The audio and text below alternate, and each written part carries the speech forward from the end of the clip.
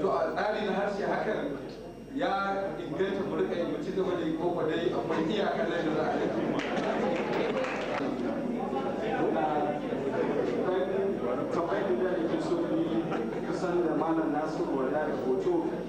sun tabo gaskiya abinda nake so tambaya kai ni ma dai kan magana Farfesa aiki ke ne, amma ila ƙarin bayanin da nake so yi shi ne illar wannan abin da ake so a gyara. Illar ɗaya daga cikin illolin shi ne yanzu misali duk wanda ya koyi arabiya a ƙasar a makaranta lugal arabiya ya je ƙasar saudiya zai zama to kamar bai san arabiya, saboda arabiya da ake koyarwa a makarantunmu a nan Najeriya ta bambanta da arabiyar da ake yi a ƙasar saudiya. Yawanci sai in har ka haɗu da wanda shi ma ya yi makaranta wato suna kiranta da arabiyatul kitabiyya, in ba haka ba za ka zama to kamar ma baka san ma arabiya ba. To kaga nan inda a ce an yi kokari an kula da yanayin yadda za a tafi da wannan manhajar kanta, to da wannan abin ba zai faru ba. Kuma me kawo gidajen rediyo misali manya na kasashen waje suke tabbatar da cewa sai Kano wato Hausar Kano kawai aka amince da ita a yi amfani da ita a gidan rediyo. Ai saboda idan ka je wannan gidajen rediyo akwai dan Nijar, akwai dan Ghana, akwai dan ina ne, kowa yana zuwa da irin yanayin Hausar su, amma an tsayar da kwaya daya saboda yayi wace ita aka amince za a yi. So da ina ganin cewa in aka ce wani abu ba za a samu ba za a samu irin waɗannan. To masha Allah, yanzu da Allah sai dai ya hakuri abinda Yusuf Adamu ya fara ne cewa marigayi Rukuba ya yi bayanin cewa idan da su samu ne kawata ce shi hukumar ya kawata ya zama da ɗaya ba ainihin ruwan bagaja ba, saboda shi ne ke da ruhin addini. To sai daga ba a ciki da abin da ya ɗazu ba cewa kai ana sa a gina adabin da ba shi da kwarai ba, za a da kwaran a gina shi saboda da suke bukata sharholiya suke bukata. Waye wani sharholiya? Abubakar Imam, shi wannan da ya abun kwarai mai ruhin addini wanda shi ne shehu Umar din, idan da shi suka dora mana a matsayin mizani da yanzu ba samu da baka surka. Saboda ba wani abu ne wanda ke boyayye, tsari ne, hukuma ce ga abin da tsara ko abin da ke so. Shehu Umar idan da shi a sanya gaba ko ga doki kili da ba abin da aka samu kenan ba, amma da aka dora Abubakar Imam din kuma aka dora ga doki ruwan bagajan ai ga abin da aka samu. Sannan shi cewa ya yi da na sani, babu inda Abubakar Imam ya taɓa da na sani cewa ya rubuta wannan bai taɓa. Daga iyakar binciken da cikin shekara 16 abinda kullum yake faɗa shine ya san cewa harkar adabi harka ce ta abin da kaga za ka rubuta, amma koyaushe ana buƙatar me, ana buƙatar turki. Abin da aka koya mashi tuciya tura su koya mashi wannan abu, amma sun koya mashi wani abu da ya cewa kada ka bar lalataccen abu ya yi me, ya yi tasiri a cikin al'umma. Kullum cewa yake idan aka samu a sarki azzalimi to ƙarshen sarkin na azzalimi ya kasance me, ya kasance mara kyau. Idan ku harka ce mai kyau aka gina ta to ta kasance ko mai kyau har ƙarshe, kuma shi ta kokari ko a cikin littafin shi. Idan ka karanta magana jari duk inda aka magana sata in ya zo magana sata da sai ya yi shari'a kan sata kafin ma ya zo ya magana barawo, saboda ya ɗauka barawo da sata ba abu ne mai kyau a rayuwar al'umma ba da labarin sata ko kuma abu ne shafi ilmanci ba, wanda shi ne a cikin a sannan rubuce-rubuce dai na addini na binci a wannan islamiyya aka rubuta shi. Tarihin annabi kamalalle saboda na islamiyya ne, tarihin annabawa saboda na islamiyya ne, saboda haka islamiyya ce ta jawo wannan abu ba wai saboda ya yi da nasa abin da ya faru a baya ba, abin da ya a baya daga ya wuce shi saboda rayuwa ce wannan. Kuma batun cewa akwai matsala tsakanin ana da kuma department na nazarin Hausa, na sha gaya ma Yusuf cewa ba ya da kuma kai ba, na tabbatar ba da ba zai ci an yada ku. Abin da kullum nake faɗa shi ne cewa ku ne kuka yada ku. Bai yiwuwa malami ya zo wuri inda ake nazarin Hausa, wanda zan faɗa kuma with all humility, ya yi karatun shi tun daga sakandare ya gama ya je ya yi digiri ya yi masters ya yi PhD, sannan a ce mu da ke cikin waɗannan department ba abin da muke sai suka, ba mu iya komai sai suka. Saboda haka mun zo bata zami duk malamin da ya ji wannan ba zai zo wannan wurin ba. Ni ma ina zuwa ne saboda in ka buga zan buga, in ka je ka sha zan sha ba. Amma akwai malamin da shi in ya zo wurin ba zai iya ɗaukar waɗannan abubuwan ba,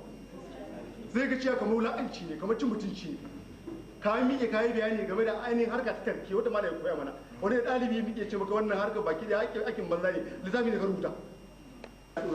Kowa da inda Allah ya ajiye shi, na tabbatar idan aka ce za a jawo mutanen da su zo su na an gana da su za su yi abubuwan nan. Akwai su da yawa wanda suke su wuce wannan harka amma ba su dawo bane saboda ka Yusuf ya san da matsalar take na sha faɗa cewa koma a gyara an gyara insha Allah babban batu shi ne ina jin tun da muka wani aduwa da shi 1987 nake jin irin wannan ra'ayi kuma ni ya birge ni saboda ya san mutum ya samu matsaya guda ka tsaya kan daga dinga hukunta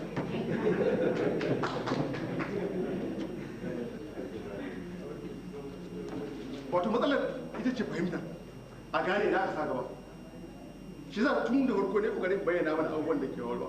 tsakanin rayuwa wadda ke noma da gani a yau da kuma abin da ka kaga wanda ya ce shi ma ai kagawa da ka kaga ba kagagge ba da ba kagagge ba dole sai an samu me sai an samu matsaya bayan za a yi rayuwar yau da kullum take wakana yau da kasance kuma da take da wadda kuma mutum ya zanna ya mai ya mafarkinta ba ta yiwuwa abin da kawai na so din kila da ya yi magana kan shine kwalliya wannan kwalliya ita ke sa abin ya zama mai ya zama kagaggen ya zama adabin amma rayuwar dama kowace haka take wakana dukkan ta baki da kagagga komai da ke wakana tafiyayye ne wanzajje ne amma kai da ke kaga wannan akwai abubuwa da ke dora kullum nika faɗa ban taɓa manta da aka rubuta tarihin sarkin Kano na Dr. Umar aka ce littafi ne wanda ke ainihin ya burge ya yi kaza ya kaza na ce kwarai ya burge kuma ya wada gaskiyar amma akwai abubuwa sama da 1000 wanda ba a haɗa ga sarkin Kano ba so na ba tarihi ba ne so bambanci a nan shine kai da ke rubutun nan dama da manufarka kamar yadda ya faɗa kana da manufa in za ka rubuta tarihi kamar sarkin Kano za ka faɗa abin da kake so ka sani game sarkin Kano ne in za ka rubuta kamar sarkin Kano ni ma za ka faɗa abin da kake so ka sani game sarkin Kano ne dukkan su baki daya ba tarihi bane babu inda tarihi yake babu inda gaskiya take babu inda za ka samu mai gaskiya ka ce wannan shine gaskiya babu wannan shine matsalar saboda a cikin kagaggen labari kau duk abin da za ka faɗa misali jiya shekaru ya zo nan wuri idan ka zo ka ce abin da ya faru da shekaru a nan wuri duk abin da ka faɗa kaga cikin amma akwai abu ɗaya wanda ke tabbas ya zo ko bai zo ba da ka ce bai zo ba ya zama ƙarya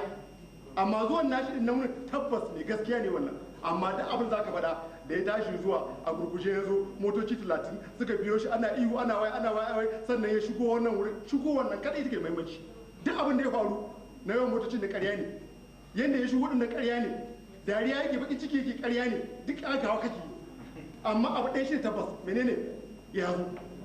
saboda kullum abin da ke kudin nuna shine idan ka zo ka kaga daga rayuwa ka zaka gaga kuma kaga da kuma kwalli da kai mata mu shike mai mashi a wurin mu ishu na jigo wannan ina ba fage na bane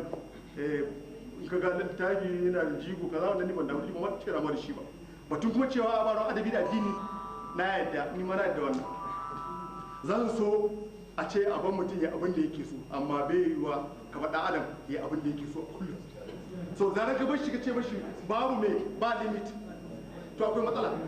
dan karamin misalin nan bayar da shi zan bayar da shi Ibrahim Bello Kaduna ina da ra'ayin da na cewa duk abin da nake faɗa ba tsace zan yi ta soyayya ce zan bayyana yadda nake son ta kwanciya da matata ce zan bayyana yadda nake da wannan ra'ayi ina shi jawo mana shirya ainihin littafi love affairs na ce duk mai waka ta ba ta turanci wata ta wuce bizani ya kawo mazan bugar ya aiko da tashi har yau nake magana da shekara nawa kenan 2002 har yau bai aiko da ita ba daga baya abin da aka ce mai shine an samu matsala ba kowa zai yadda shi cikin wannan harka ta Ibrahim Malumfashi har yau ta yi nan bai hita ba amma waƙoƙin da ke ciki kullum daga faɗa waƙoƙin da ke ciki suna nan yanzu shafi da biyu ta wannan babu waƙoƙin English da suke birkin a rayuwar da wannan waƙoƙin ni a matsayina Ibrahim Malumfashi ba matsayina wanda ke cikin al'umma ba amma idan da so samu ne za su fita saboda waye su Ibrahim Bello Kano Ibrahim Malumfashi Yusuf Adamu ko duk muka yi su daga nan muka yi su daga sama daga cikin rayuwar mutum da kullum so me matsalar kawai shine akwai wasu abubuwan da kila ba za ka yadda su kai ga inda ya kamata su kai ba so dole ya samu me sai ya samu matsaya akwai inda za ka bar harshe ya je duk abin da yake so amma idan ka ga zai wuce gura da iri yana jawo yaki idan har za ka bushe jawo yaki kau saboda ko ka san adabi to ni wannan nake shi ne babban matsala ina ne idan da su samu ne wannan tabi da matsayi fita foundation na abubakar imam da Allah wani ne bayani na da muhimmanci wannan batu na foundation ba kungiya bace kamar da shi ma da Ibrahim yake tunani ko sarauta suke tunani abin da nake son shi ne shekara 100 da haihuwar abubakar imam shi ne mentor dina shi nake ci abinci da shi cikin abubuwa ne shekara 100 da sa muhimmanci ko kwanan nan cikin mutane 50 da aka zaɓa wanda za su zama zakaru a cikin shekara 50 Najeriya ko kai wannan ci ko kwanan nan da aka zaɓa wanda za a yi inducted into Hall of Fame na literature a Najeriya abubakar imam yana cikin nasa saboda ba a ƙaramin gudun bayar ba ni abu da su shi ne kudin zan tara su ne saboda wannan idoniya da abubakar imam kamar da shafa da ake ɗin rikon zan yi da bayani ne idoniya ce babba abin da ake bukata miliyan 555 suke ba da ba sa san abin suna yanzu amma idan muka kai allah shekarar 2011 yau za ka dawo da abubuwan za ka abubuwan an yi zane gini ne aka yi babba mai hawa biyu wanda ya shafi wannan ainihin foundation ne a ciki akwai publishing outfit akwai printing outfit akwai wurin huta na marubuta akwai hotel da za a je a zauna a yi rubuce-rubuce akwai wurin da za a zauna a ke a kadam littafai ana kadam littafai akwai wurin shakatawa kawai na marubuta ka je ka zauna ka shakata ka sha iska ka yi rubutu kana so sannan akwai wurin taro da za a yi conference kamar na arewa house wannan shine taron abu idan mun zo mun yi wannan din so duk abin da kake so ka zo idan kana so a buga littafin nan ka zo a buga shi bisa mai bisa tsari idan kana so buga ba ka so kuma ka je inda za buga amma wannan wurin dai mun yi shi saboda mai a samu tsari sannan mun yi shi ne da tunanin abubuwa guda biyu idan ka je ingila yanzu kana neman inda shakespeare yake za ka je garin su can ne aka yi santar shakespeare na je wurin idan ka je denmark kana neman anderson inda santa shi take shi ma an yi santa wata kyau ba ta ma kai wannan ba saboda mai tunawa da shi da kuma gudanar da harkokin adabin nan ni ma abin da ka sani kenan so ba kungiya wace da wani zai ce ai ga shugabanta ga mataimaki ga wane ne a hukuma ce irin wacce ta baya sannan kuma hukuma ce tsakanin ta da jami'o'i da gwamnati so za mu tsara abin da gwargwado muna fata kuma insha Allah ba irin fatar da shi Ibrahim yake ba fata ce ta me ta ci gaba insha Allah fata ce ta wanda za ta wata akwai tambayi goma ne wato hanyoyin nazarin adabin turanci sun guda masu kwarara masu kyau suke 12 ka ce kai structuralism ko post structuralism ko liberal humanist ko ga suna saboda akwai democracy a wannan haka ba wanda ce maka ko yi kaya abin da shi ne ko kuma yanzu duba adabi an dinda duba adabi kawai a rubutu har da culture yadda mutane suke yadda aka buga shi yadda ma aka rubuto shi yadda kuma shi kansa wanda ya rubuta adabi yadda ya rayu wasu yadda kuma ya zo kuma ya me yayi a cikin tarihin adabi me ya sako bari baka misali daya akwai wani marubucin Ireland sunansa James Joyce ya rubuta Ulysses ya ta samu da ke wancan ta samu da ke magana da ya rubuta shi ba turanci bane ba Irish bane wani irin turanci ne ya karɓa misali kafin ya jujjuya ya gara harkar turanci da ya kin buga shi aka ce sharar banza ce kai yanzu an ce James Joyce a adabin turanci sai ka shiru da ya fi Shakespeare ana ganin sa yanzu ko ya yi wani innovation ba san da hausa da Allah ta mun kira ya wani kirkira ya ƙara yanzu turanci ma ya ƙare da shi yanzu akwai turanci ma yanzu ana ganin turanci ya ci gaba a hannun James Joyce abinda nake bi kenan shehin malami Farfesa Ibrahim Malumfashi saboda samun dama da yi na halartar wannan taro kusan taro ne mai matukan muhimmanci wanda ya zai kawo ci gaba a cikin harkar adabi musamman zuwansa ya sa an tattauna abubuwa muna samun wasu ci gaba a tare da zuwansa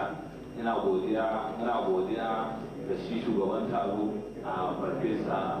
a nan gambo saboda zai samun halartar da ya zo nan taron a kusan lokacin da na rubuta takarda na yi ƙoƙari na ƙara lokaci a takarda da aka tura mashi saboda idan an tura mai takarda a lokacin da aka sa a wannan lokacin zai zo to kuma na san a matsalar mu ta marubuta na rashin zuwa akan lokaci wannan ya sa sai na ƙara masa lokaci amma duk da haka ya riga fiye da rabi na marubutan da suka samu halartar wannan taro muna godiya da shi da gudunmuwa da yake ba wannan kungiya muna godiya ga tsohon shugaban kungiyar ana da su Adamu saboda gudunmuwar shi haka kuma Farfesa Ibrahim Bello Kano shi ma lokacin da na tura mashi reminder na text ya turo cewa lalle zai halarci wannan taro. Muna godiya gare shi, muna godiya ga babban sakatare, press secretary na Kano State Governor. Mun tuttura masa sakonni na gayyatar taron ana bai samu ya halatta ba, amma wannan karin muna sa ran cewa shi marubuci ne, muna sa ran cewa zai zo mu yi tafiya don ci gaban rubutu nan gaba idan duk sanda muka gayyace shi zai samu dama ya halatta. Muna kuma godiya ga ɗan uwanmu injiniya wazi yawo, shi ma mutum ne da yake ba wa ƙungiya ana godiya gare shi. Muna godiya ga majiya wa dawar rawat sabida halarta wannan. A ƙarshe na fatan wannan taro zai buɗe ƙofa na ci gaba a harkar Wai rike mana wannan taro da ana nawa.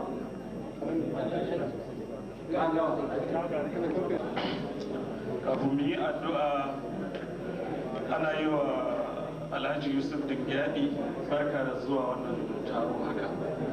Yi salati ga Sayyidina Rasulullahi.